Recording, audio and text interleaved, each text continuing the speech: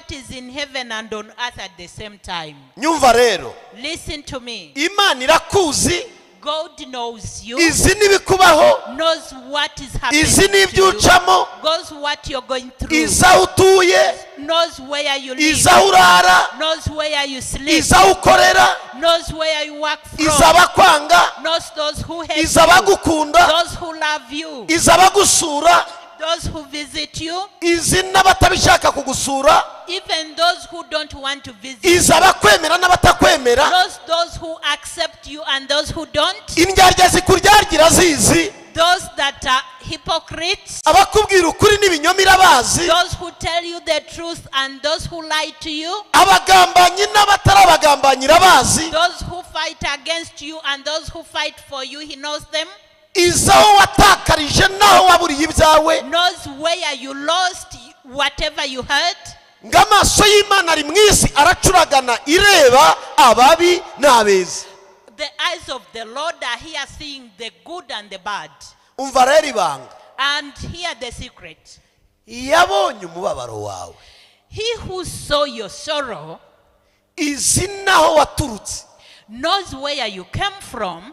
Izi n'isoko ukomokamo. Knows even your source. Izo kwamburwa kwawe wamburiwe. Knows where you lost what you had. Izo kwibwa wibiwe irahazi. Knows where you were cheated. Hari garanti guha. And he gives you a guarantee. Izagushumbusha ibyo wambuwe. He will restore what you lost. Izagushumbusha ibyo wanyazwe. Will restore what was taken from you. Izagushumbusha igukubiye kabiri. Will restore you twice. Amahirwe ya nyuma azaruta ya mbere. Your second chance will be better than the first. Icyubahiro cya nyuma kizaruta icya mbere. The glory of the end will be better than that of the beginning. Ikimana itegura ni cyiza kuruta icyatakaye. What God is preparing is better than what you have lost. Ikimana igambirira kuri wowe ni cyiza si kibi. His purpose upon you is good, not bad. Hallelujah. Hallelujah. Hallelujah. Hallelujah. Bibiri iratubwira muri Zaburi 103. The Bible tells us in Psalm 103 ku murongo wa gatandatu. 103 verse 6. Iratubwira ngo Uwiteka akora ibyo gukiranuka aca imanza zitabera zirenganura abarenganywa. Yamenyesheje Mose inzira ye, imirimo ye yayimenyesheje abana ba Isiraheli. Uwiteka n'umunyebambe n'umunyembabazi, atinda kurakara, afite kugira neza kwinshi, ntakomeza kurwana iteka, ntagumana umujinya iminsi yose. Ntiyatugiriye ibihwanye n'ibyaha byacu, ntiyatwituye ibihwanye no gukiranuka kwacu, ntiyatwituye ibihwanye no gukiranirwa kwacu. 11 Nkuko ijuru ryitaruye isi niko imbabazi agirira abamwubaha zingana, nkuko aho izuba rirasira hitaruye aho rirengera, uko niko yajyanye kure yacu ibicumuro byacu. Nkuko se w'abana bagirira ibambe niko Uwiteka agirira ibamba bamwubaha. Amen. Let's read Psalm 103 from verse 6. It goes, "The Lord works righteousness and justice for all the oppressed. He made known his ways to Moses, his deeds to the people of Israel. The Lord is compassionate and gracious, slow to anger, bound in love. He will not always accuse, nor will he harbor his anger forever. He does not treat us as our sins deserve, or repay us according to our iniquities. For as high as the heavens are above the earth, so great is his love for those who fear him. As far as east is from west, so far has he removed our transgression from us." Amen. Umwanditsi wa Zaburi arerekana ko Uwiteka Imana yacu ari umunyembabazi. The psalmist shows that our God is gracious. Arerekana ko ari umunyarukundo. Knows that he's compassionate. Aravuga ngo kandi Imana yacu igitangaje ntiyatwituye ibihwanye n'ibyo twayikoreye. The psalmist says that God does not give us what deserves our sins. Ibazi Imana itwitura ibihwanye n'ibyo twakoze. Imagine if God gave us what we deserve, referring to our sins. wakora icyaha ikagukandagirira mu kamodoka ugenderamo. If you sin, then he crushes you in your car. wakora icyaha ikagucunga ikagukandagirira giporoso muri feruje. If you sin, he crushes you in the roundabout. Bibiri iravuga ngo twakoze ibyaha ntitwashyikira ubwiza bw'Imana. The Bible says that we sinned and went short of the glory of God. ariko mu mbabazi zayo ntiyatwituye ibingana no gukiranirwa kwayo. But in his mercies, he didn't give us what we deserve to have. njya nkunda gukoresha dufite abantu bakuyemo inda, abantu bagiye bakuramo inda, agakuramo umwana wa mbere, agakuramo wa kabiri, ajugunya muri tuwarete, akajugunya muri tuwarete, akarengeje akazabona umugabo agashaka ikamuha abandi bana. ibaza ivuze ati nabo wishe nta mwana nzakongera. ibaza abakobwa bari kuba ingumba zitabyara bari kubabanganiye. If we take an example of girls who have aborted first time, second time, third time, but God in his mercies allows her to get married and have other children. What if God looked at all those abortions and said, enough is enough, no more children? hano hanze muri Kigali hari abana b'abakobwa bagiye muri Onapo kandi badafite abagabo kugira ngo babone uko basambana ntibabyare. ibaza Imana ibagumishije muri Onapo y'ubuzima bwabo bwose, ariko ejo nibashaka bazayivamo babyare, ntiyabitura ibihwanye n'ibyo bakora. Imana n'umunyebamba. Imagine the girls that are already taking pills when they are not married, just to be secure when they are prostituting around. What if God gave them a whole life birth control? What would happen? God does not treat us the way we deserve to be. Timubizi mwe bwano hanze hari abana rwose banywa ibinini bya Onapo bakagenda rwose bagafunga gusama kubera ko arabizi ko icyumweru kizahita ryamanye n'abahungu bangana n'iminsi 7 y'icyumweru. Havati rero abatipe ntabwo nzabacika, nzashiduka banteye inda. Ewana agakubitamo agapira ari umukobwa, agakubitamo ikinini, akabaho ubuzima bw'umwaka ugahita undukaza kugira ngo atabyara. Ejo nabona wamukunza I love you, I kund you, barakoze ubukwe barabanye abivanemo. Imana ntivuge ngo ndaguhana ikamuha abana ikamwongera abandi. Imana n'umunyembabazi. Don't you know that there are girls out here who are taking pills and who have IUDs just to control pregnancy because they always sleep as many men as the days of the week, but at the end of it all, in God's mercies, allows them to get married and gives them children. Abandi nabo murabizi ko hanze hano abicanyi ni benshi. Twumva ngo ejo umuntu yapfuye, ariko so umuntu wishwe. Ejo ukajya ukumva bafashe uwo mwicanyi, ariko ntibamushyire ku musaraba ngo bamubambe bakamufunga ejo agafungurwa, cyangwa ejo akihana akababarirwa. Ugasanga Imana yababariye abantu ibicumuro byari birenze. Mbabwire bene data, Imana mwicaye imbere ni nyembabazi, ntiyatwituye ibihwanye n'ibyo twakoze. The God you're sitting for is so merciful that he does not give us what we deserve. We've heard of people killing others. They are caught, they are imprisoned, and after some times they are released, or some even repent. If God was to give us what we deserve, we wouldn't go anywhere. Ibyaha bikorerwa hanze hano byinshi. There are so many sins outside there. Udukobwa tunywa itabi turahari n'abahungu nkabo barahari. Some small girls and young boys, they are smoking. Abandi baranywa ibiyobyabwenge bakidoroga kugira ngo babone uko bakora amarorerwa. Others take drugs so that they can do the unthinkable. Abandi bakagenda biba aramabandi.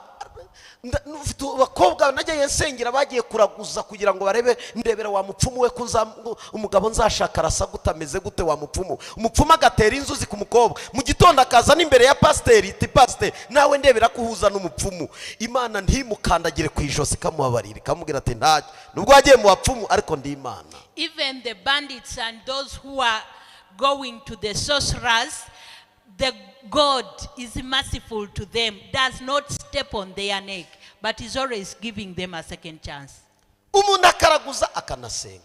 You go to sorcerers and you go to the church. Agatera inzuzi agashaka n'abahanuzi. Goes to the sorcerers and still goes to the prophets.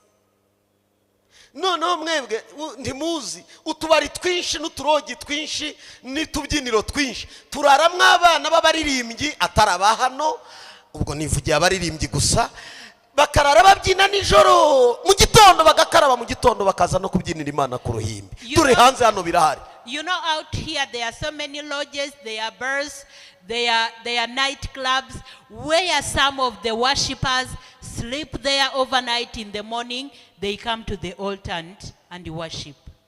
Abacuranzi ba muzika n'abandi ba pianiste barara mu bisope bacurangira ibisope, mu gitondo akaza kurira uruhimbi, akaza no gucurangira Imana ku ruhimbi. Some people go to play instruments in bars, then the following morning they come to church.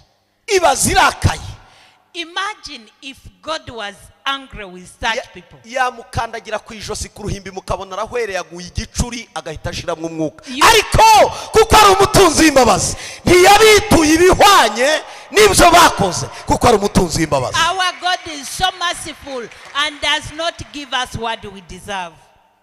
Iyabaga iryinyo rigihorerwa irindi, if a tooth was for a tooth, ijisho rigahorerwa irindi, an eye for an eye, ukuguru kugahorerwa ukundi, a leg for a leg, imirambi biryamye muri kaburembo no mu mayira muba mugenda muca hejuru y'indumbi Imana yabishe. You wouldn't imagine the bodies that would be on the roads. Yo, hallelujah, hallelujah, hallelujah, hallelujah. Biratubwira ngo Uwiteka ni umunyebambe ni umunyembabazi, atinda kurakara, afite kugira neza kwinshi, ntakomeza kurwana iteka, ntagumana umujinya iminsi yose, ntiyatugira ibihwanye n'ibyo twakoze. Bene data, mwakira imbabazi z'Imana muri aya masengesho twakoze iki cyumweru cyo gushumbushwa kabiri. Akira imbabazi z'Imana. In this week of double restoration, humura, the mercies of God.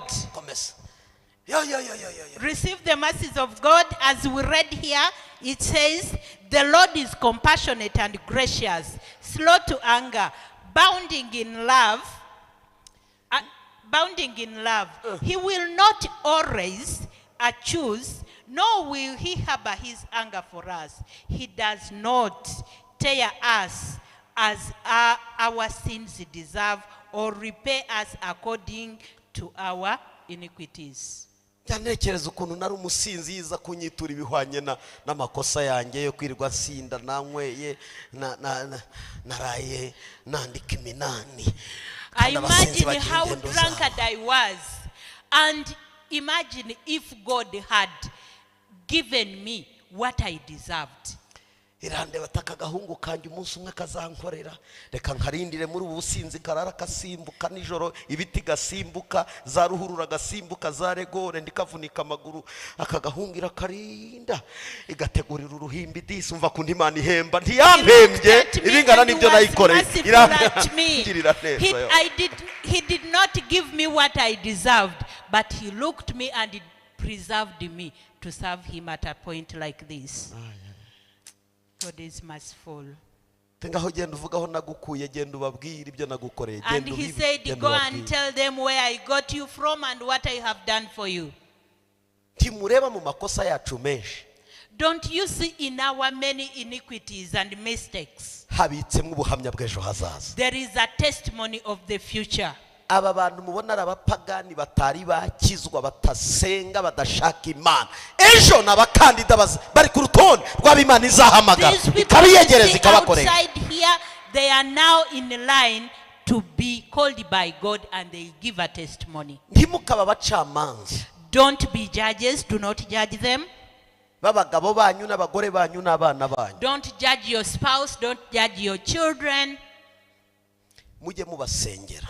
Always pray for them. Nanjye naraje. I also came. Ntiyanyituye ibihwanye n'ibyo nakoze. He did not give me what I deserved. Nari umunyamujinya, nari umunyakamere. I was so much into anger and into personal character. Imvunjiramo kunezerwa. Then he changed the joy within me. Let's give a hand clap to the Lord.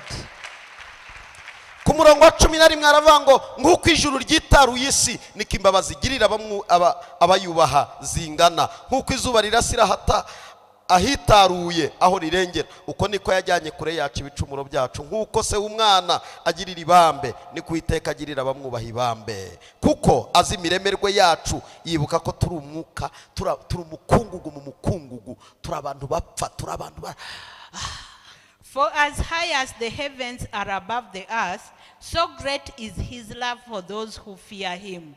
As far as the east from the west, so far has he removed our transgressions from us.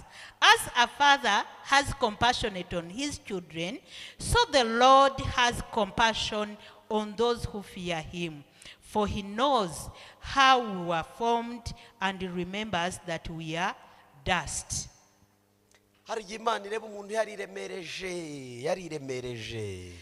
Sometimes God looks at people who really feel themselves, who feel they are so strong and powerful. Don't you see that we look like we are young?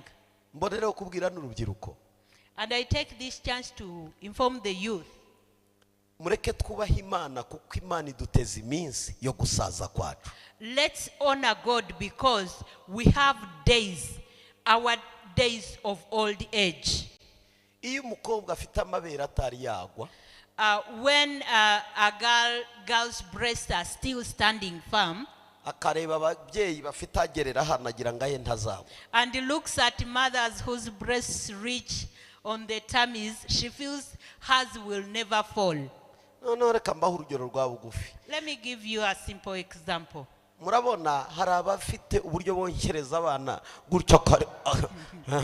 There are some mothers who can breastfeed their children through the armpit.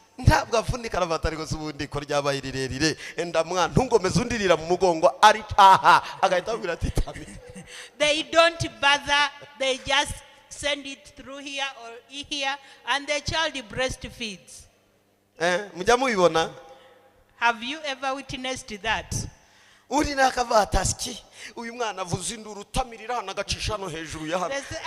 child is so noisy. Have the breast. Hari n'abandi bagira uburyo bavuga ati reka dutwikire tumwonse dutwikire. Hari n'abandi badatwikira avuga ati atu byararangiye onga cyasha nta n'umwenda ashyiraho. And others are respectful that they breastfeed when they have covered, and others don't care anymore. All is done, take your breast. Murabizi rero iyo umuntu ari umukobwa bayimva nge ntabwo byambaho. When you're still a young girl, you're like, this cannot happen to me. Iyo umuntu ashaje, when old age comes, ubusirimu burashira, all that is lost, ubwibone bugashira, all the pride goes away, kwirata bigashira, boastism goes away, kwiyemera bigashira, just feeling yourself goes away. Kugenda ukandagira wumva amabuye wayakandagira ukajya ubanza ukarikura mu nzira kugira ngo ubone kutambuka ugakizibuye ukabona gukandagira ushaje. Imana yaduteze iminsi yo gusaza. You can walk and you really feel it, but at old age you feel like first removing the stone, then you move on slowly. Yubwira umuntu muri kumwe ujya witonda umunsi muzasaza ujye ukiza amabuye mu nzira ugenda kugira ngo nukutambuka ukiza amabuye. Tell your neighbor that be watchful of old age that is coming. Rero Imana itureba, when God looks at us, irareba ikavuga ati ariko uyu mukobwa abayirata niki, uyu musore abayirata niki, uyu mugabo uyu mugore abayirata niki, kwiminsi izamuhinyuza akunama akagendera kukaba. God looks at you and says, now what is this one thinking? The days that are coming that are going to bring you down, and you bend your back. Tukajye wumva hari cyuricyo ujye uvuga ngo nicyo ndicyo nakigizwe n'Imana, nuwo ndiwe nawe ugizwe n'Imana, yewe naho nagera niyo. Anything just said that who I am, it's because of God. Ndiho nukubera Imana yanjye, ninapfa nzapfa kubera Imana yanjye, niba ndiho nzayiramya, nzayikorera, nzayitambira, nzayegera, nzayishaka, nzayisanga. Hallelujah, hallelujah. Said that I will serve God, I worship him, I praised him. Imana irabizi ko umuntu ari ubusa. God knows that we are nothing. Niyo mpamvu itatwitura ibihwanye n'ibyo twakoze, ariko iturindiriza iminsi hari imbere. He does not give us what we deserve, but awaits us in our old age. Hari abana bamwe nyampura nabo agasatsa akajugunya inkweto garagendera mu kirere agasatsa agira gutya. There are some girls that are always throwing the hair, and you know the way they move. Wamubwira ngo aramutse ati naramutse nyine. When you say good morning, say good morning. Akakureba ati se tuntu ngo twaduguriye. And ask you, where did you get this? Imagine. Ubwo arumva inzara zitazashira umunsi umwe izo nzara amakara azazimaraho. Hari umunsi amakara azagucira inzara nta sarugiyemo. You know, they look at the nails and they feel they are really, really very tough. But time will come when the charcoal is going to break those nails, and you may not be able to go to the salon. None se mbabeshye iyo umaze Should I gushaka lie to you? iyo umaze gushaka When you get married, hari ibihe wisanga mutarabitekereza gutarabiteguye. there are situations you find yourself in which you had not planned for. Ukabura yo kwishyura umukozi, ukabura yo gushaka no kujya muri saro no mu musatsi ukayabura bibaho. You Yemwe bene da bibaho ibyo bihe money bibaho. to pay a maid or to go and do your hair. Ukitekera ukikorera byose ukiyogereza ibyombo. Inzara waterekaga wacongaga wasigaga umva amakara kazica. You wash the dishes, you mop, you cook, you do everything, and those nails have no place. Bwira umuntu ngiye byageze aho biba bikaze. Tell your neighbor that when the time like that comes, it's really tough. Icyo gihe nducyambara inkweto zifunguye wambara ferime. Ferime murazizi se mwebwe? Ferime z'ibirahure kuko inzara z'amaguru ntabwo bukizijyana muri saro zicisha urwembe. And when those time comes, you don't wear open shoes, you have to wear closed shoes, because you now cut your own nails with a razor blade. Iyo minsi rero igera ku bantu bose. And such days come to all people. Iyo minsi ushobora kuba uyirimo. You may be in those days now. Ariko hari ikimana ikwemerera kuyigukuramo. But God promises to get you out of those days. Imana ishaka ko ubuzima bwacu bucishwa bugufi ejo bugashyirwa hejuru, bugacishwa bugufi ejo bugashyirwa hejuru. Aho harimo icyubahiro cy'Imana. Down and we go up, we come down and go up. That is where we are going to see the glory of God. None wabuze ejo wabonye, none wakennye ejo wakize, none watunze ejo wamanutse. Today you have, tomorrow you don't have. Ibyo rero biratubabaza ariko bijya biva mu ijambo rivuga ngo gutakambira Imana. That one hurts us, but it brings us to crying unto the Lord. Kwinginga Imana. And you plead with God. Gusabana n'Imana. You fellowship with God. Amen. Amen. Hari umudamu umwe wacu ndamusi mubabwira amazina.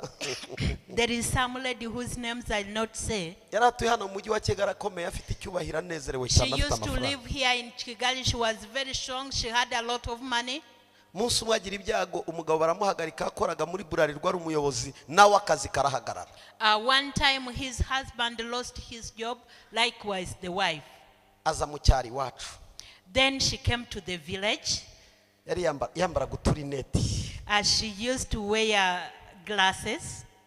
Kandi wacu mu cyaro ni haba icyondo. Yo Yesu we cyondo And there kiwacu we. is a lot of mud in our village back home. Imvura yagwa. Whenever it rained, Ariko se ubu ndaca Imana yanjye n'ururuka. she would ask where she would pass with all that mud. Ndaca. Where will I pass really? Nisize none n'ubundi ndabona na hano hantu kwisiga no kutisiga byose biranga. You know, smearing yourself and doing your makeup in such a place is all the same. Imana iza kongera kumutabara ariko ageze habi. And God blessed her and rescued her, but she had gone through a very tough time. Imugarura mu mujyi ubaguwe neza. She came back to town and she's well now. Ariko Imana yari yemeye kwamanuka. But God had accepted for her to come down. Biramugora ariko abibamo. It was hard for her, but she went through that period. Biramuvuna ariko abibamo. It wasn't easy for her, but she had to go through it. arakizwa yari umugaturika ajya muri ADPR bamukuraho ya misatsi yose murabizi ko bagira amahame yihari. She was a Catholic, then she got saved and went to ADPR, and she had to shave all her hair. Ubwo rero iyo minsi yari iminsi yo kumanuka ariko Imana yamuteguraga imindi minsi yo kuzamuka. And those were days of coming down, but God was preparing days of being lifted up. Umva message y'Imana muri iyi minsi. This is the message of God in this day. Uko wisanze umanuka niko ugiye kwisanga Where you ukuzamuka. found yourself going down, you'll see yourself uplifted. Hari ahantu wisanze. There is where you found yourself. Ariko Imana kuko ari umutunzi w'imbabazi. But because our God is so gracious, Hari ibihe wisanzemo. there are days that you found Ariko kuko yourself. Imana ari umutunzi w'imbabazi. But because God is gracious, Iyemeye kumanuka nigiye kwemera ukanazamuka. who accepted for you to come down will let you Iyemeye be kubabara nigiye kwemera the ukanishima. one that accepted for you to be oppressed will Ninde let you be uzakira ngo amen. joyful. If you receive it, say amen. Imana ibahe umugisha. God bless you. Hallelujah. Hallelujah. Hallelujah. Hallelujah. Mbwirira uwo muntu ngo ugiye kuzashumbushwa kabiri vuba aha Imana Tell igiye your neighbor kushumbusha that kabiri. you're going to be restored twice very soon. Amen. Amen. Murabona hari hoteli imwe y'abantu birirwa bavuga ngo barakubiswe. There are some people who say that they were beaten. Usha narakubiswe muri iyi minsi. That I was beaten up these days. Narahondaguwe. I was really beaten up badly. Inkoni yaguhondaguraga yagukubitaga igiye gukurwaho. The Imana stick yongere that was gusanasana yongere hitting kugirira you neza. is going to be taken away, and God is going to restore you. Oh, hallelujah. Hallelujah. Hallelujah. Hallelujah. Iyo nkoni That stick wakubitwaga that was hitting you, ishobora kuba ari y'ubukene. it could be poverty, Ishobora kuba ari y'ibigeragezo bitari bimwe. could be different trials, Ugusuzugurwa, despise, gutotezwa, torture, kwangwa n'abantu, hate, kuvugwa ibinyoma, false speech, kurenganywa, oppression, kwamburwa, cheating, gusahurwa ibyawe. cheating, taking away from you. Iyo nkoni igiye guhagarara. That stick is going to stop. Reka dukomere Imana amashyi. Let's clap for the Lord. Amen. Amen. Muri bukindi naririmbye ivuga ngo twibukaga Do you remember the twicaraga song ku migezi y'i Babuloni. we sang where we sat by the rivers of Babylon? Iriya zaburi ni zaburi yanditswe na Dawidi ariko kandi ayandika ashingiye ku kugenda kw'Abisiraheli bajya i Babuloni bababazwa imyaka 70. That is a psalm by David, which he wrote in reference to how the Jews went to Babylon. Ni zaburi ya 37 iyo uhereye ku murongo waho wa mbere kugera ku murongo w'9. It is Psalm 37 from verse 1 to verse 9. Abisiraheli bakuwe mu gihugu cyabo baratwarwa bajya i Babuloni bamarayo imyaka 70. Israelites came from their own land. They were taken captive and went to Babylon for 70 years. Umuntu ashobora kuba ari umwana w'Imana ariko akaba mu biganza by'umwanzi. A child of God can be in the hands of the enemy. Ushobora kuba uri umunyamasezerano ariko ukaba mu bihe by'uburetwa n'ubucakara. You could be in promises, but you live in captivity.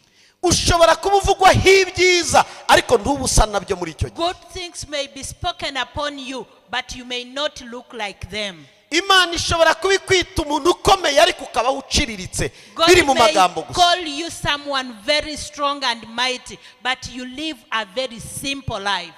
Ababishaho bakajya babwira ngo nimwongere mucurange nkuko mwacurangiraga Yerusalemu twumve. Their enemies used to tell them that now play and sing as you used to sing in Jerusalem. Nimwongere muririmbe nkuko mwaririmbaga twumve. Sing again like you used to do. Barabwira ngo twaririmba gute indirimbo zacu hano mu bunyage twaharirimba. And they said, how can we sing our songs when we are living in captive? Umva nkubwire hari ahantu uceceke ariko Imana izi ko muri we hari indirimbo. There is where you're keeping quiet, but God knows there are songs within you. Hari ahantu uceceke ariko Imana iragutegurira indirimbo irimo irarepetwa iri You are muri wowe quiet, irimo. but God is preparing songs and they are being repeated within you. igihe kigiye kugera inanga zihagurutswa. A time is going to come and harps will be taken. Tugiye gucuranga, tugiye kuririmba, tugiye We are going to play hallelujah. instruments and sing. Hallelujah. Hari abantu Imana igiye gukura mu kibaya ikabazana ku gatuti mukajya There are muvuga some imirimo people y'Imana. who are coming from the valley and they come to the altar to speak the works of the Lord. Iza muri ginezeza ariko kandi iteyemo n'umubabaro. I love this psalm, but still it is heartbreaking. Zaburi y'ijana na 37 rero ngo twicaraga ku migezi y'i Babuloni tukarira twibutse Isiyoni ku biti bimera iruhande rw'amazi yo hagati y'i Babuloni, twari tumanitse inanga zacu kuko batujyanyeho iminyago badushakiragaho indirimbo aho hantu. Abatunyaze badushakagaho ibyishimo bati nimwongere muririmbe cyangwa nimuturirimbire ku ndirimbo z'Isiyoni. Bagasubiza bati twaririmba duti indirimbo y'Uwiteka mu mahanga. Yerusalemu ni nkwibagirwa, ukuboko kwanjye kw'iburyo kwibagirwe gukora, ururimi rwanjye rufatane n'urusenge rw'akanwa kanjye. Ninda kwibuka, ninda gukunda Yerusalemu we, ngarutisha ibyishimo byanjye biruta ibindi. Uwiteka ibukira abana ba Edomu wa munsi w'i Yerusalemu. Nibo bavuze bati nimuhasenye n'imfatiro zaho. Wa mukobwa w'i Babuloni we, utazabura kurimburwa. Hahirwa uza kwitura ibihwanye n'ibyo watugiriye. Hazahirwa uzafata abana we bawe Babuloni bato akabahonda ku rutara akabamena. Abo n'Abisiraheli bari mu bunyage b'indirimbo baririmbaga z'agahinda. Psalm 137 from verse 1, it says, by the rivers of Babylon we sat and wept when we remembered Zion. There on the poplars we hung our harps, for there our captors asked us for songs, our tormentors demanded songs of joy. They said, sing to us one of the songs of Zion. How can we sing the songs of the Lord while in a foreign land? If I forget you, Jerusalem, may my right hand forget its skills. May my tongue cling to the roof of my mouth. If I do not remember you, if I do not consider Jerusalem my highest joy. Remember, Lord, what the Edomites did on the day Jerusalem fell. Tear it down, they cried. Tear it down to its foundations. Daughters, Babylon, doomed destruction. Happy is the one who repays you according to what you have done to us. Happy is the one who seizes your infants and dashes them against the rocks. Amen. Hari igihe wubaka urugo abanyeshyari batabishaka, igihe rusenyuka bavuga ngo ni rusenyuke. There are times you build a home when your haters don't want it, and they are always saying, let it be distracted, let it be destroyed. Hari igihe ugira akazi abanyeshyari muturanye bavuga ati karagahagarara aragacuruza home. Igihe rero uhomba babakoma mu mashyi bavuga atarahombye aratashya arakanyagwa. When you have a job or when you have a business, the haters are always saying, she should fall, she should fail, she should lose everything. And once such things happen, they are always clapping and praising, let them lose it all. Hari igihe wibonera amahirwe There are times you abatabishaka get chances when those who don't want you to have it are there. Ibyago byawe hari igihe bibi byishimo by'abakuzengurutse. Your problem sometimes is the joy of those who are around you. Hari igihe amarira yawe aba ibyishimo by'abakwegereye. There are times your tears are joy to those who are surrounding you. Nawe ukajya wibwira ko ari abantu uririra, naho uraririra abashinyanzi bavuga ati awa narire nakome niyumve. You think you're crying to people who will understand you, yet in their hearts they say, yes, it deserves them. Let him see, let him go through this. Abanyababuloni niko bari bameze ku Bisiraheli. And this is how the Babylonians were like to the Israelites. Munsi barimo basenga baravuga ngo mana ahirwa umuntu uzafata ibyana byo muri Babuloni akabikubita ku rutare. They were praying and saying, blessed is the one who will get their infants and hit them on the rock. Barababaje bikomeye. they were so much oppressed and hurt. babatera agahinda gakomeye, They give them a lot of sorrow. ariko Imana irabibuka. But God remembered them. Hari isezerano Imana yari yaratanze bene data. God had given them a promise. babwira isezerano muzibagirwa mugasoza nabi mu buzima. Let me tell you the promise you forget and end your life badly. N'amasengesho abiri. These are two prayers. Bibiliya itwemerera The Bible allows us ko igihe cyose tuzaba dutewe tuzatabaza.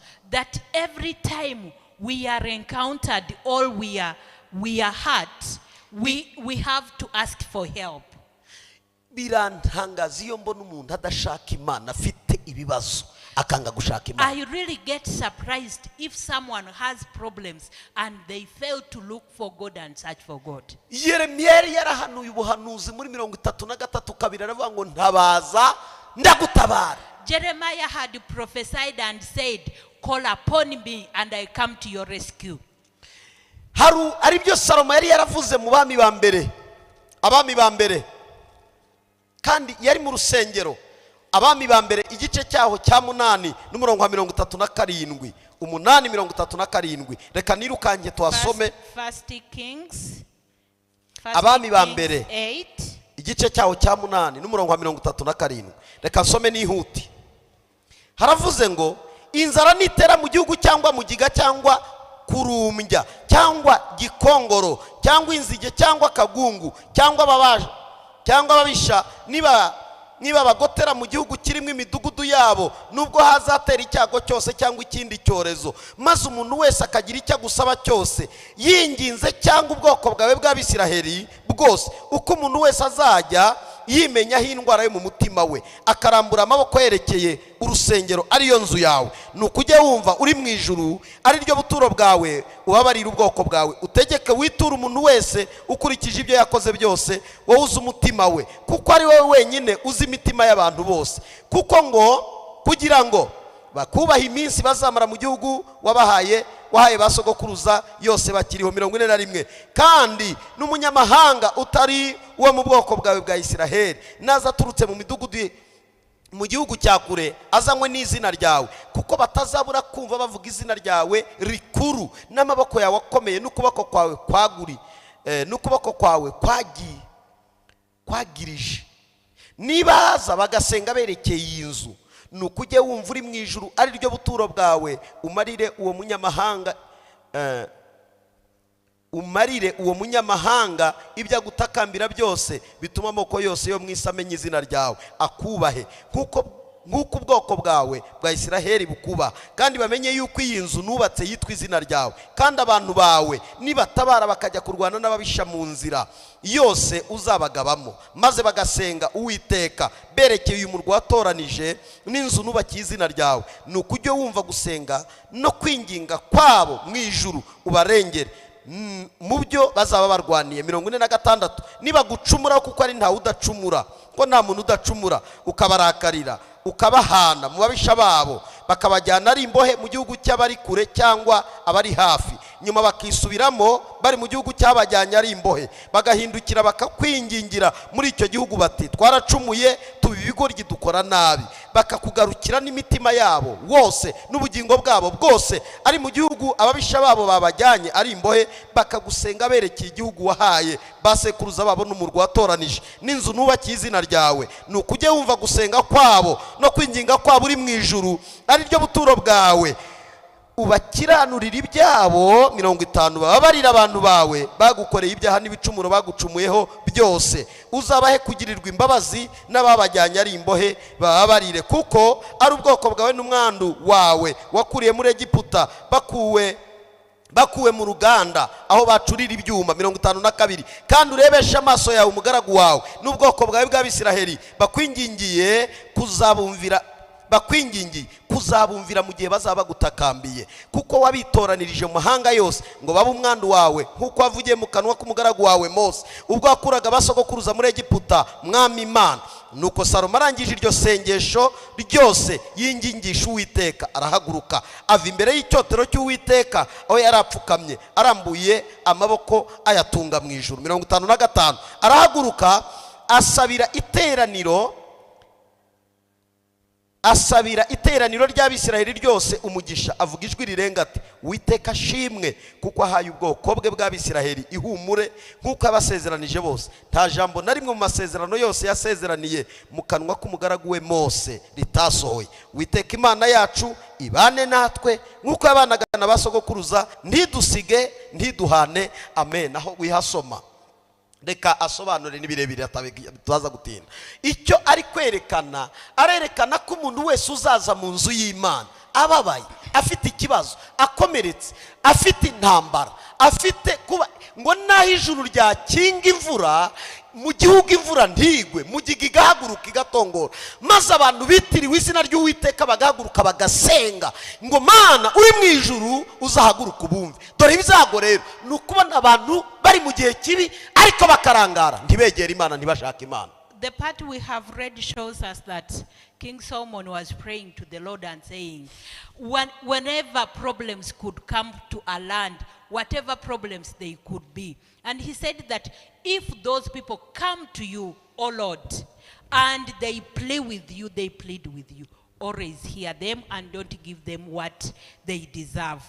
But the problem we have is to be going through troubles and problems, and we fail to raise our hands to the Lord and pray. Let me tell you one surprising thing.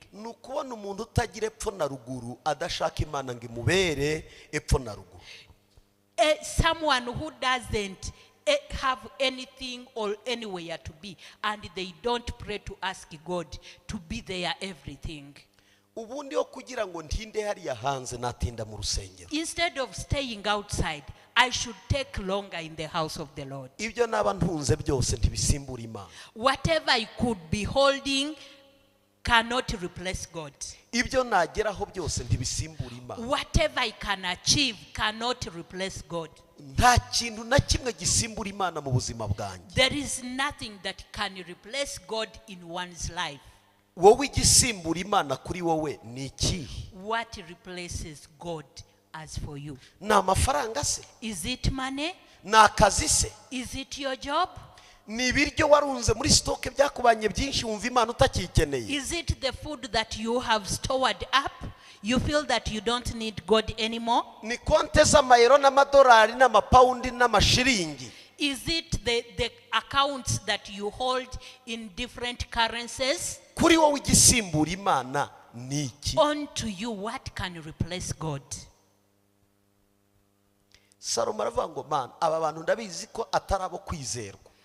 Then Solomon said, I know these people are not trustworthy. I pray for them. If they sin against you, and you offer them to captors, and you allow them to be oppressed, and times comes and they turn around, and they face this house, forgive all their sins, O Lord. Because nobody does not sin. If they go far away from you, and you offer them into hands of the captors, and they turn to this house, forgive their sin and hear their prayer.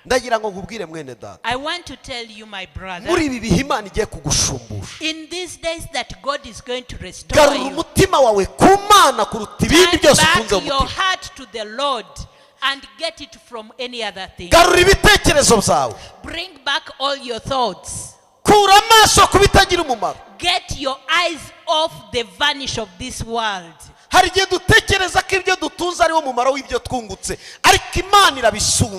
are times we put our eyes on what we possess, but God is above all this. Amen. Amen. Please be at rest. God is going to restore us the second time. After being restored, then take longer before the Lord. Take long. Stay there. Be there and take long there. hatinde Stay there and take long there. hatinde. Take long. Ari gihe mushobora kuvuga ngo ariko pasiteri ngo katadusengeye ngo ataduhanuriye, nimutiga amahame y'Imana, amasengesho tubasengera azaba impfabusa. Nimutiga amahame y'Imana, amahanuzi twabahanurira yose azaba expired. Sometimes you may think, now pastor has not prophesied upon us, he has not prayed us. You need to learn the principles of God so that all the promises and the prayers will be established in you. If you don't take the principles, they will all be nothing. Maze imyaka 7 iri torero ritangiye. It's been 7 years when this church began. Ejo nahuye n'abana twatangiranye iri torero, turahura bari batatu. Yesterday I met 3 kids with whom we started the church.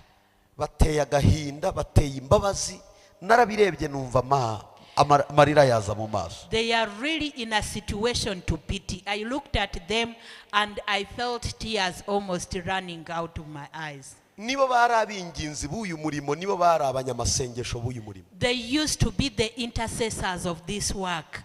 Imana yababwiraga ibyiza byinshi ikoresheje abashyitsi, ikoresheje amayerekwa, ikoresheje twebwe, yaravugagaho ibyiza. God had spoke a lot of good things upon them through prophets, through visitors, through even the pastors that were with them. Ariko ingeso zabo n'imico yari iri muri bo, But their characters and behavior, byari bigoye. they were really hard. Nagerageje uko nari nshoboye kugira ngo mbaganirize, mbahindure uko Imana ishaka, ariko baranga barananira. I tried to counsel, speak with them so that they would change, but they totally refused. Igihe nigishaga baravugaga ngo uva pastor ari kuducyurira. Whenever I preached, they would say, now you hear what pastor is saying. Nakigisha kugira ngo bahindurwe na rya jambo bakumva ngo nitwari kubwira sha. Whenever he preached, instead of changing because of the word, they would say, now you see, pastor is speaking unto us. Igihe kiza kugera basohoka mu itorero bagihitamo kujya kuba mu butayu batagira urusengero. Time came and they decided to go out of the church and went to be outside. They had nowhere to belong. Aho kuba mu rusengero bajya kuba mu magurupe. Instead of being in the church, they went to be in different groups. Ejo ndababaza. Tomorrow I met them and asked, Ko nababuze mugira itorero mwagiyemo? I no longer see you. Do you belong to any church? Ati hoya tuba mu magurupe gusa. They said, no, we are not in any church. We are in groups. Ati dufite umuhanuzi waka. That we have a prophet who is really hot. Tugira groupe yacu yitwa ngo niba ari abarashi, niba ari abakese, niba ari inkuba, niba ari ngira ngo azaba n'imirabyo. That we have our group, he doesn't remember the name, either it is the thunder or the lightning or something like that. Ikibazo ni kimwe. The problem is one. Igihe cyose uzabaho warataye umubyeyi uzaba mayibo uko bizagenda kose. Nutu umubyeyi uzaba mayibo uzazerera. Anytime you leave your parent, you're going to become a street child, you're going to become a wanderer. Amagroupe de prière ni meza. There are groups of prayer, good. Ariko ayo magroupe asoza ajya mu ruhe rusengero. But in the end, where do those groups go? Aba bayobozi b'aya magroupe bayoborwa n'uhe mushumba. And the leaders of these groups, who is their leader? Abo bahanuzi bahanurira muri ayo magroupe baba mu zihe nsengero bayoborwa nande, bigishwa nande. And where do those prophets belong? To which church do they belong?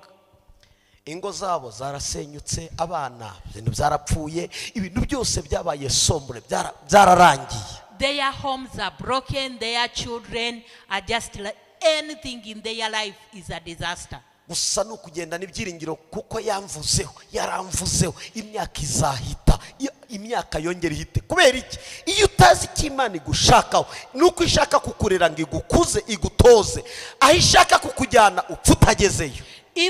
If you don't know what God wants from you and you go by it until you reach it, you will die before you reach there. Dore cyiza cy'umubyeyi. The good thing with a parent, aragutoza, will train you, akakubwira icyo ureka n'icyo wirinda n'icyo ukora, will tell you the do's and don'ts, akagukuraho amahage, and takes and prunes you. ukaba igiti cyiza gishimwa kizagirira benshi akamaro. And you become a very good plant that will be beneficial to many.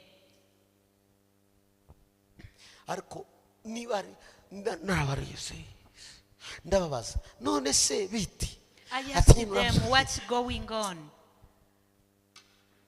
yabahuye barava ngo papa wiri Edouard yarakize nta kidukeneye kutureba. ese mbabaze gukira niki? gukira icyo bita gukira nyako si ugutunga amafaranga menshi, ni ugutunga Imana. What we call total riches is not to have so much possession, but to have God. niba musenga mwibwira ko gukira ari byo bizabahuza n'Imana, ni ukwibeshya. umukene abana n'Imana, ari umukene yakira akabana n'Imana. umushonje abana n'Imana, yarya agahaga akabana n'Imana. udafite abana n'Imana, yatunga akabana n'Imana. Imana niyo musingi, niyo mutunzi wa byose. iyo utakaje umurongo w'Imana, utakaje ubutunzi bw'agaciro. If you're praying thinking that when I have wealth will connect me to God, we are not connected to God by possession. We are connected to God when we have or we don't have, when we are full or when we are hungry, when we possess or we don't have. What is most important is to have God in every situation. bamwe bavutsemo abahanuzi b'amabandi birirwa bacunguza mutse aje mu butayu bakamubwira ati wowe Imana iravuze. Some have become bandit prophets who always target people who are going to for prayers, and they start giving them false prophecies. ati mpereza akanimero kawe, shyira hano akanimero kawe, and says, now give me your number. Put in here your number. ubwo agiye gutangira kugukurura azakuvane mu rusengero kujye kukubeshaho nk'uko abayeho. kuko uyu muntu yahindutse inzererezi, nawe azerereza abandi. niko bigenda. Then he'll start calling you to persuade you to come from church, and you join their groups of wanderers. ukazageraho unanirwa kuba mu materaniro y'itorero, ukajya kwa mu magurupe atagira umutwe n'ikibuno. nzagira umwanya nzabibabwira, ariko ngiki kibazo gikomeye itorero rifite, kuko nitutagira umwanya wo kubigisha no kubabwira ibyabagirira akamaro, amasezerano ahera mu kirere ntabwo yuzura. This is the problem that the church have. So to avoid that, we have to take time to teach you and make you understand. If you don't understand this, the prophecies you have will not be fulfilled, will just keep there. ningira umwanya nzababwira impfu z'abanyamasezerano, uburyo abantu bapfira mu butayu bakazarinda bapfa n'ijuru ntibazarijyemo n'amasezerano ntibazayabone. ukajya wibaza Imana irabeshya? reka da, ahubwo uyu muntu yananiwe kuba aho Imana imushaka. Imana imwima ibyo asaba. nicyo gituma ubuzima bwacu bwose kugira ngo tuzagere ku rwego rwiza rusa n'Imana, nuko tugira umwanya. yemwe reka mbabwire igitangaza, nta munyeshuri ujya mu ishuri ngo ajye kwiga ngo arambirwe ishuri avuge ngo aratashye. no, bakigisha ibyo atumva, bakigisha ibyo yumva, aricara agategereza, agatinda imbere ya mwarimu. igihe amara mu ishuri kirekire bizangana n'ubumenyi azahavana. iyo dutinda hano twiga ijambo ry'Imana, bizangana n'ubwenge n'ubumenyi Imana izaduha, tuzaba Imana yifuza mu gihe kizaza. The more time we take before the house of the Lord and learn, it is going to be equated to the knowledge we'll have, and that knowledge is going to help us to be ushered in the promises of God. uzi kurera abakristo bakirijwe mu butayu baragoye completely. Do you know raising Christians that were raised in the wilderness? mu butayu nta nyigisho zibayo, mu butayu nta mubyeyi ubayo, mu butayu barirera, kandi uko wireze bingana n'ibyo umiragura. abantu batoragura batunzwe no gutoragura ibyo mu butayu gusa, batakira ngo barerwe babe mu itorero. abo bantu baragoye. Over there there are no parents, there is no raising, there is no they are not taught how to go, but they are just always listening to prophecies. So such people are very hard. ubutayu bwashyiriweho kugira ngo haboneke abantu bakuze bari macuwa bajya kwihererana n'Imana, bari macuwa.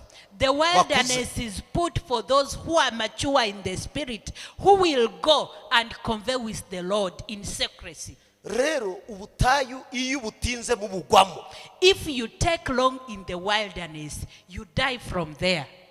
dukwiriye gukura tukagera ku rwego twakira inyigisho z'abantu bakuze kuko Imana igiye kudushumbusha kabiri kugira ngo tuzagirire itorero n'igihugu n'umuryango akamaro. We should grow and be able to achieve and perceive the teachings of grown-up people, because God is going to restore us and we are going to be beneficial. We are going to be beneficial to ourselves and to our country. Sohoka mu butayu mu izina rya Yesu. Get out of the wilderness. Sohoka mu butayu mu izina rya Yesu. Get out of the wilderness. Hari umuntu uvuze ngo amen. Jesus. Reka nsoreze mwiri jambo riri muri Yoweri 2 n'umurongo waho wa 23 tugere 27. Haranditswe ngo Yoweri 2:23.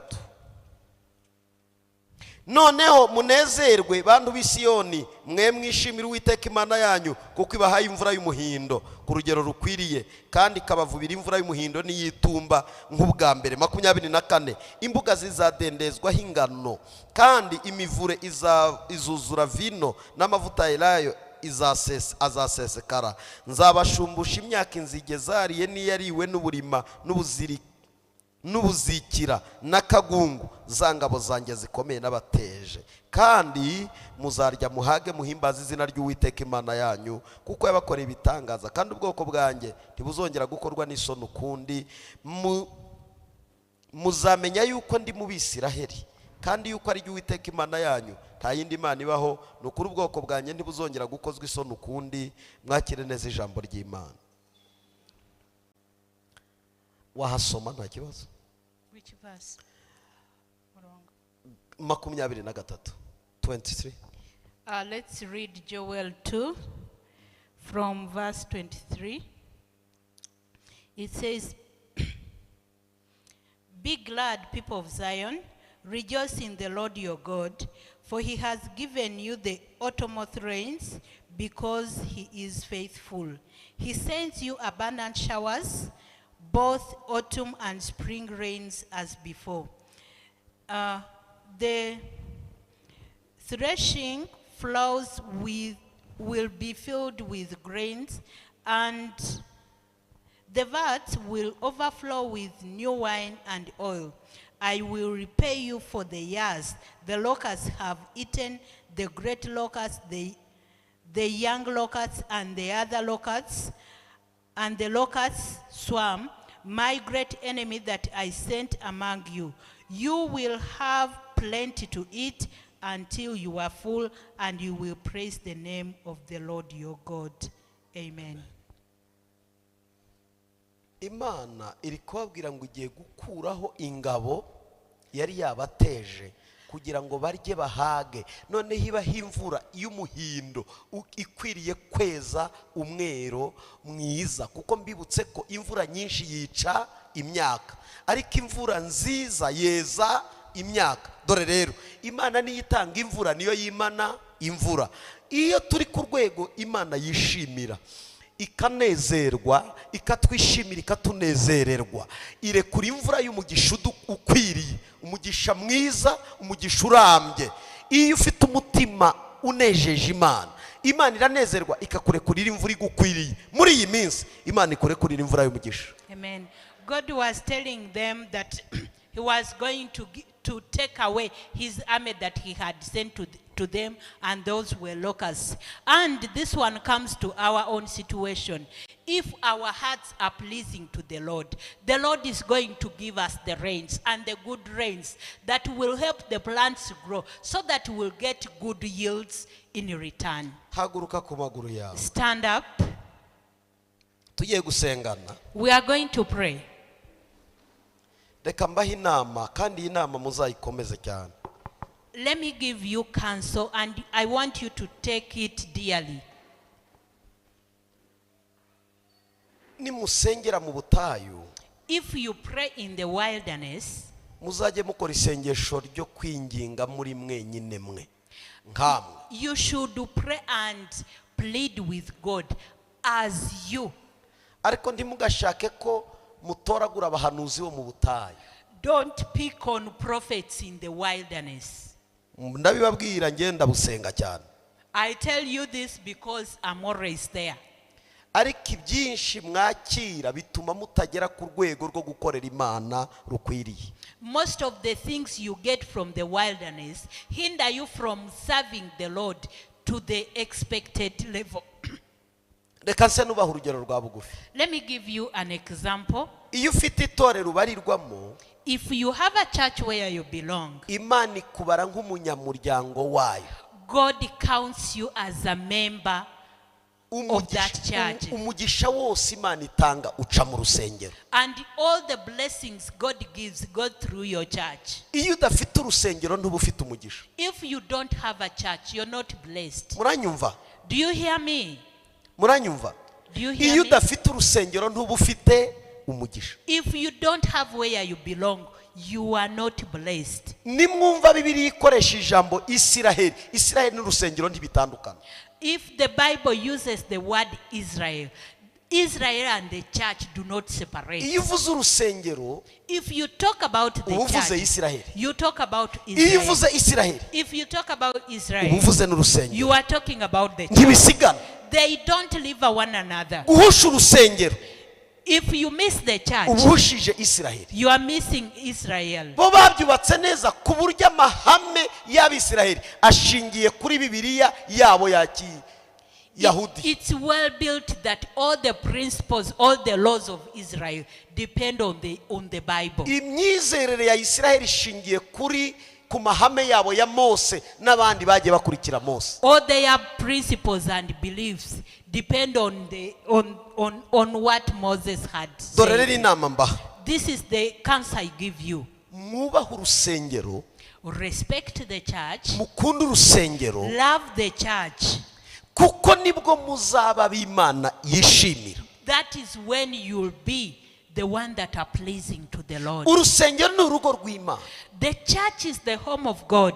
Umwana utaba mu rugo A child who does not live in home yitwa ikirara. is called a wanderer. Ikirara nicyo kiva mu inzererezi. A street child becomes a wanderer.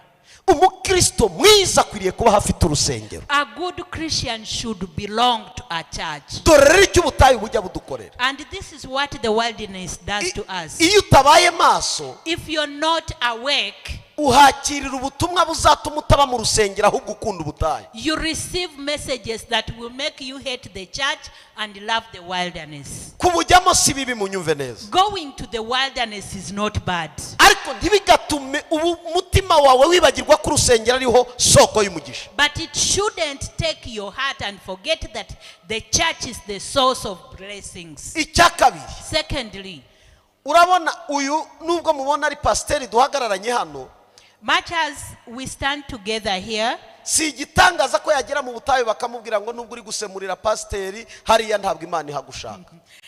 it's not a surprise if one time I go to the wilderness and they tell me, God doesn't want you to be there. Dore ikibabaje, This is what is really hurting.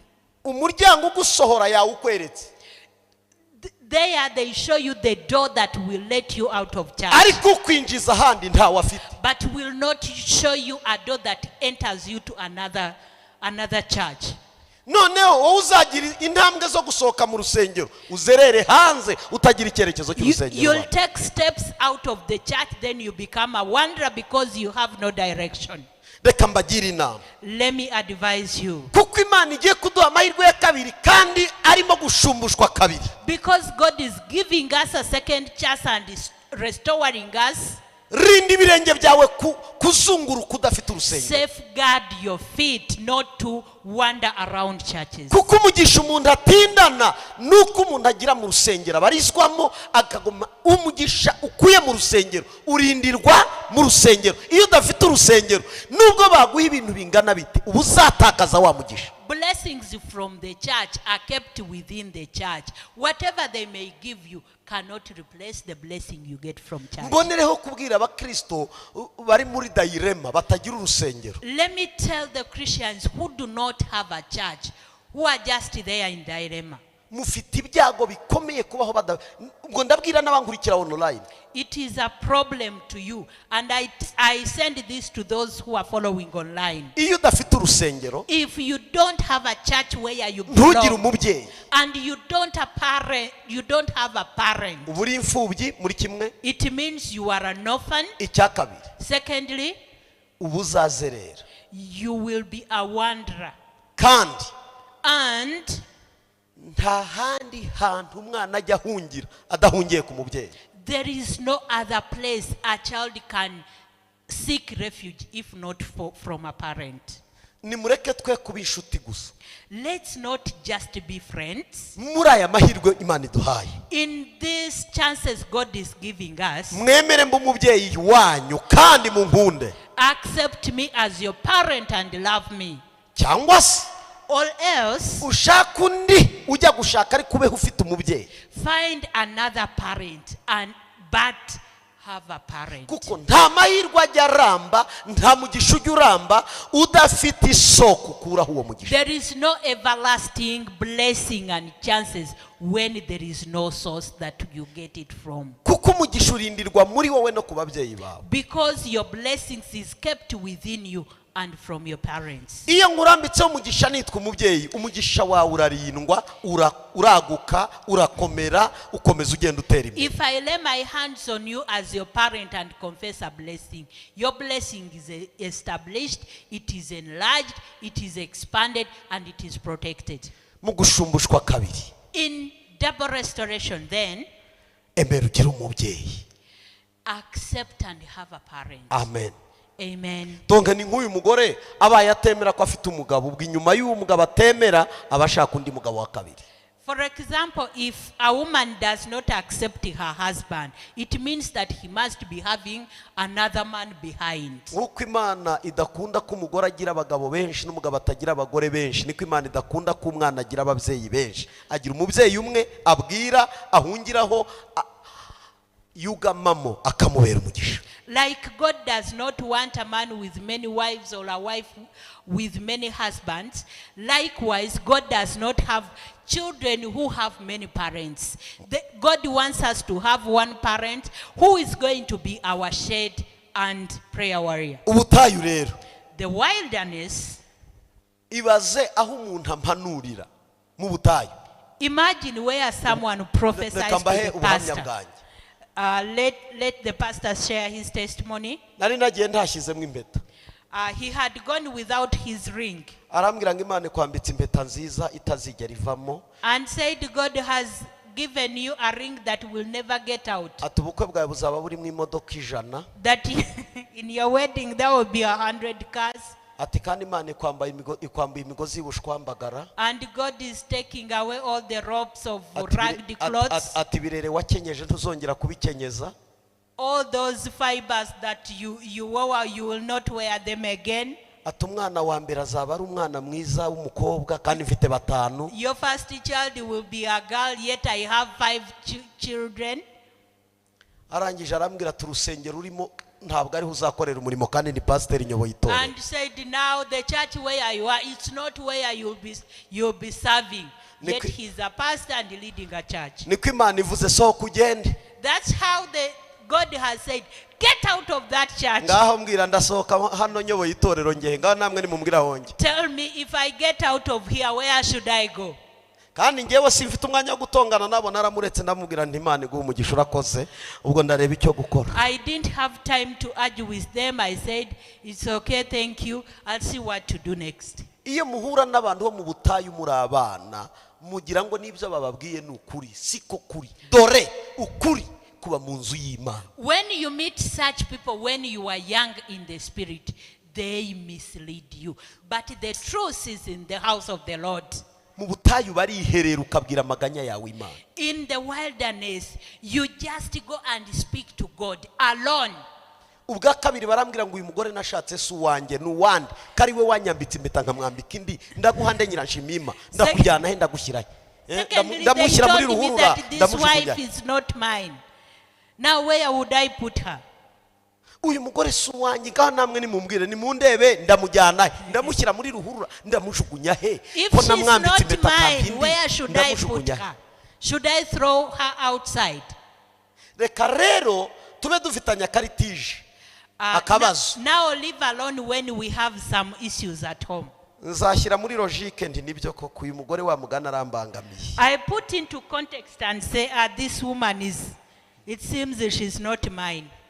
Mana urakoze kumbwiye ko burya atari we wamumpaye urakoze Thank you uzambihe. so much God, because this is not mine. Ndije kwicarira nagushyira he kuri wanjye ko nta wundi nawe. You are Izo rero ni forever. kibazo niba dutekereza ko nushaka umugabo waba gukubita n'uwawe nashaka bakuruma aguhekenye n'uwawe. Even if your husband hits you and bites you, that is your husband. Iryo gaburo rero muherwa hirgiyo kugira ngo tuzabarogore mube bazima ni kibazo bitewe n'ibyo wirirwa umirira mu butayi ibyo umiriye muri kaburembe ibyo umiriye muri aho ugiye utoragura muri izo groupe de prière zitarezwe zitahawe ijambo ry'Imana ryuzuye ritora umurongo umwe gusa ngo kuko umwami Imana izantabara ativuga ngo ndabyakiriye ibyo bintu rero ukwiriye man. Please stop feeding on poison from the streets, from the wilderness, but stick to the word of God, which is given in church. None uwo mugore uwo mugabo nuwande uragira ngo aji niko. If you say that, now where should that wife go? Where should the husband go? Waguruke dusenge. Stand up, let's pray. Hari gaburo mukwiriye kuruka ry'imwariye ritari ryo hanze hari kugira ngo ibyo Imana ibashumbushije muzabirambane muzabitindane muzabirambane. You have to throw up in order to retain and establish what God has spoken over you. Niko kufita abana bawe bazababwira ko utari nyina bababyarira undi nyina. If I have children and they tell me I'm not their mother, who will be their mother then? Mbabwiza ukuri niyo nyoko yabaroga umuntu nuhura nawe akakubwira ngo nyoko n'umurozi uzamubwira ati toka mvi ruhande nubwo waba ubizi ni nyoko niyo yaba ari umurozi ni nyoko nubwo yaba ari mubi ni nyoko amaraso yawe niyo ye is a witch. Even if she does bad things, she will still be your mother. Niyo naba ndi hano wemera ko ndi pasiteri wawe nubwo naba ndeshya n'ikigori niyo naba ntari mwiza uzavuga ati ni papa niwe Imana yampaye furu stop mumpa mahoro iyo utazi gufata ibyemezo may look like short or tall, whatever I may look, if you accept me like your father in the spirit, that is full stop. Stay there, be with me. Ibi mbabwira nibyo muzagumana umugisha ukaramba ukamara igihe mu biganza byawe. This is what will keep your blessings in your hands for a long time. Subiramo ngo mwami Yesu. Say, Lord Jesus, uyu munsi today nakiriye gushumbushwa bwa kabiri. I've received double restoration. Umbabarira icyaha cyanjye cyose. Forgive me all my sins and iniquities. Ibyo nakoze byose. Whatever I done, ibyo nabayemo. What I went through. Ibyo umwanzi yashakaga kumboheramo. All what the enemy wants to tie me with. Ndabyiyambuye. I unclothe it, I tear it. Ntabwo nshaka kuguma mu byaha. I don't want to stay in sin. Sinshaka gukomeza gukiranirwa. I don't want to keep in transgression. Shoboza gukiranuka mwami. Enable me to be right. Shoboza kwera. Allow me to be righteous. Umutima wera. Give me a righteous heart. Umutima ukiranuka. Give me a righteous heart. Ngomeze ngutunganire mwami. So that I'll be right before you, Lord. Ndinde umuko mu butayu. Protect me from the spirit of the wilderness. Mu butayu nta cyiza kihaba. There is nothing good in the wilderness. Ariko wateguriye umwanya wo kwiherera. But you prepared it as a place of secret. Ujye mu mutima wo kwiherera mu butayu ariko umuko mu butayu ntukangurikira. Give me the heart of secrecy in the wilderness, but the spirit of the wilderness should not follow me. Uyu munsi today nakiriye gushumbushwa kabiri. I received double restoration. Icyumweru cyo gushumbushwa kabiri. The week of double restoration ndagisoje. I completed. Rekunshumbushe kabiri byo napfushije. Restore me double. reka undemere amashimwe mwami w'abantu. Make new testimonies and blessings. Reka ungirire neza. Do good to me. Unyubake. Rebuild me. Nubakike. And I will be built. Umbe guha agaciro urusengero. Make me value the church. Kuko nta gisimbura urusengero. Because there is nothing that can replace nta the musozi church. wasimbura urusengero. There is no mountain that can replace the church. nta mana ikorera inyuma y'urusengero. There is no God that works behind the church. urusengero niko gaciro wahaye abisiraheli. The church is the value you gave to Israel. urusengero niho imbaraga z'Imana zerekaniwe. In the church is where your power is established. umbe umutima ukunda urusengero. Give me a heart that loves the church. umbe umutima ukunda urusengero. Give me a heart that loves the umbe umutima church. ukunda abashumba banjye. Give me a heart that loves my pastors. abo wantoranirije ngo banyobore, umbe umutima wo kubakunda. That you chose to lead me. Give me the heart to love them. ndarwanya buri mwuka wose uyobya mu izina rya I Yesu. fight every spirit that ndarwanya umwuka wose utuma ndakunda itorero ryanjye. I fight all the spirit that make me hate my mu church. izina rya Yesu. In the name of Jesus. urakoze kumpaye umugisha. Thank you, Lord, that you've blessed me. reka dukomere Yesu amashyi menshi arabikwiriye n'umugeni. Let's clap for Jesus. fata ituro ryawe dushimira Imana ko yaduhaye urusengero. kuba dufite urusengero dufite impamvu yo gushima Imana iminsi yose. Get your offering so we may thank God that He has given us a church. fata ituro ryawe dushimira Imana. Get your offering so that we may thank God.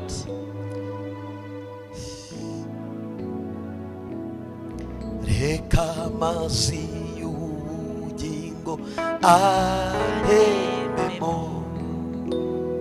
reka Mwuka Wera bari uganza mu bingora bikambuza amahoro, imitwaro yanjye ndayigukorera. reka dufate ituro ryacu. reka dufate ituro ryacu. Let's get our offering. baduhe kode yo guturiraho. tanga iryo turo. Let's get the code for those who will use 40, 54, 20. ushobora no gutanga n'inyubako zose bakazitanga. umuntu ashobora guhigura umuhigo we. twibutse abantu bahize. ese abantu bahize ko cyabaye ikibazo ko mbona hari abantu batahigura. nyabuneka mureke twikubita agashyi. reka twikubita agashyi. niba uzi ko wemeye kugira icyo utanga kugira ngo twubake inyubako yacu, reka tujye tunahigura. ze kuba kandi uzarwanya umwuka wose utuma udahigura icyo wahize, kuko inyuma y'umwuka wo kudahigura haba hari ukuriganywa ibyo Imana yateguraga umaze guhigura. iyo wahiguye Imana ikugororera kuko wahiguye ibyo wahize. ariko utari wahigura hari umugisha uri blocked inyuma aho yo kudahigura icyo wahize. biravuga ngo kuko guhiga umuhigo nduwigure birutwa no kutahiga. rero reka baduhe kode y'itorero y'inyubako. let's get the code for the project. Let's go home and we want to send this reminder. If you really pledged, you have to fulfill. If you do not fulfill your pledge, it will become a curse upon you. So let's do so that nothing will be taken away from us. reka dusubiremo amaturo ni 40, 54, 20. naho iyo guhiguriraho umuhigo wahize ni 5, 0, 3, 34, 5, 0, 3, 34. The Momo code for offering is 40 54 20.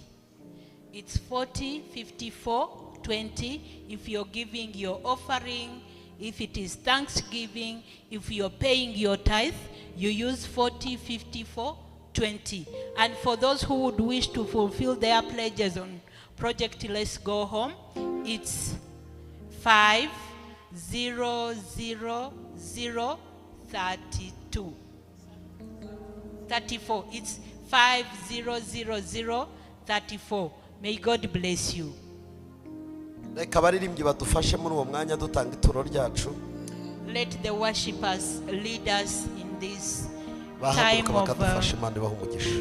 may God bless you as you lead us. ishimwe ni ryawe, ishimwe ni ryawe, ishimwe ni ryawe Yesu, ishimwe, ishimwe ni ryawe, ishimwe ni ryawe, ishimwe ni ryawe Yesu, ishimwe, ishimwe ni ryawe, ishimwe ni ryawe, ishimwe ni ryawe Yesu, ishimwe, ishimwe ni ryawe, ishimwe, ishimwe ni ryawe, ishimwe, ishimwe ni ryawe Yesu, asante Yesu, amen, asante Yesu, amen, asante Yesu,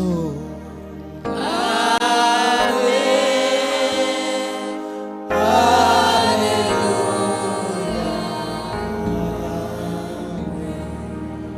hallelujah, asante Yesu, amen, asante Yesu, amen, asante Yesu, amen, hallelujah. Reka duhaguruke ku maguru yacu. Let's stand on our Dusoze. feet as we come to the end. Ndatekereza ko uko amatangazo twayavuze abaza guhura babyumvishije, abo tuzahura nabo kuwa gatandatu babyumvishije, kuwa gatatu mwabyumvishe ko tutazabasha guterana kubera iyo mirimo yose izabikorerwa hano. You remember the announcements have been Tuzonge. given. There are those who have to meet today, those who will meet on Saturday, and the works that will be done around church over the week. And you remember, we'll not fellowship on Wednesday. Tuzongera guhura ku cyumweru. We'll meet again on Sunday. Muhaguruke dusengere gutandukana. Stand up, let's pray for departure. Dusengere gutandukana. We pray for departure. Fata umuntu umwe umwifuriza icyumweru cyiza. Wish a good Sunday to someone. Mubwirire ijambo. Tell him this word. Iki cyumweru cyo gushumushwa bwa kabiri dusoje. This week of double restoration that we have concluded, Imana igukureho ibyonnyi byakoneraga umugisha. may God take away all the pests that were eating your blessing. Imana igukureho ibyonnyi byakoneraga umugisha. May God take away all the pests that were eating your blessing. Imana igukuyeho kagungu n'inyatsi wagendanaga. God has taken away the spirit of loss and pests. Umujinya w'Imana ugukuweho. All the anger of God is taken away from you. Ugiye kurebwa neza n'Imana. You'll be seen well by God. Ugiye kwitabwaho mu gihe gisa n'iki. You'll be cared at a time like this. Wite ku murimo w'Imana uko bikwiriye. Care for the work of God as it should be. Ukorere mu rusengero kuruta gukorera hanze y'urusengero. Work in the church more than working outside the church. Umuka gukureho indyarya zikugendaho. May God take away all the hypocrites that are with you. Imana iguha umugisha. May God bless you. Ikurebe neza. May God see you well. Ikugwize. May God expand you. Ukomokweho n'abami n'abatanzi. May you have clergy N'ibikomangoma. and priests from you. Bene wanyu bazakwishimire bakunezererwe. May your relatives be happy and joyful for you. Uzitwa wahiriwe mu maso y'Imana. May you be called the blessed before God.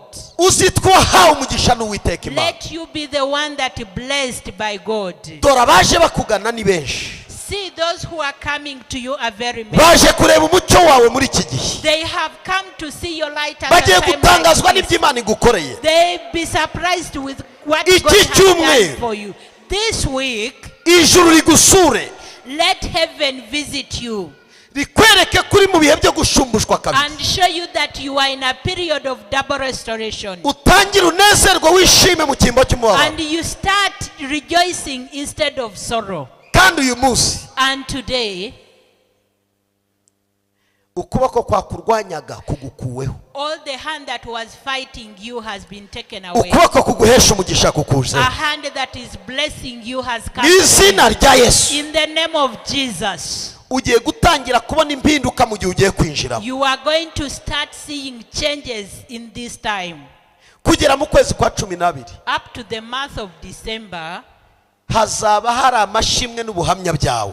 there will be testimony and thanksgiving. Abazakureba Whoever will see you bazatangara, will be surprised bifatanye nawe mushima Imana. and will join you to thank God. Mubwire ngo uyu munsi Tell him that today, Imana igiye kukubera ikimenyetso cy'uko igukunda. that God is going to be a sign that he loves you. Amezi y'ubuzima bwawe The months of your life agiye guhindurwamo ibyishimo bitangaje. are going to be changed in abound Imyaka joy. wabayemo The years that you've been oppressed and hurt, ugiye kuzajya ivuga nk'ubuhamya. you are going to give testimony of them. Imana iragukunda, God loves you igufite umugambi mwiza. and he has a good purpose for you. Nta rupfu, No death, nta mpanuka, no accident, nta marira. no tears. Imana ibikuyeho. The Lord has taken them away. Nta gukorwa n'isoni, You will not be put to shame. nta kimwaro. You will not Imana be put to ibikuyeho. shame. God has put them away. Abakurebaga nabi bose, All those who are seeing you badly, Imana itegetse ko bakureba neza. God has commanded them Imana to see you itegetse ko well. bakureba neza. God has commanded them Mu to see izina you rya well. Yesu, In the name of Jesus. abakurwanyaga bose Those who were fighting you, bagiye kuba abakunzi bawe ubireba. they are going to be your friends in your own eyes. Bazaguhakwaho, They come to you, bizakire n'ibyawe, receive it, it's yours. zakire n'ibyawe, Receive it, it's yours. zakire n'ibyawe. Receive it, it's yours. Icyumweru cyiza, Have a good Sunday. ukwezi kwiza Have a good month. ko gushumbushwa kabiri. A month of double Mugisha w'Imana restoration. ukubeho, May the blessing of ubuntu God be bw'Imana upon you. bugwire muri wowe. Let the goodness of the God be filled in you. Mubwire ngo utahane n'Imana, Tell them, go with God. uganire n'Imana. Speak with God. Imana iguhe umugisha. May God bless Reka you. dukomere Yesu amashyi menshi. Let's clap for Jesus. Murakoze, Imana ijyane namwe ibarinde Thank you. Go with God. Let him protect you kandi murindirwe mu bwiza bwayo. and be protected in his goodness. Reka dusohoka tujye guhoberanira hanze Let's go and hug one another from outside kugira ngo tubashe kuza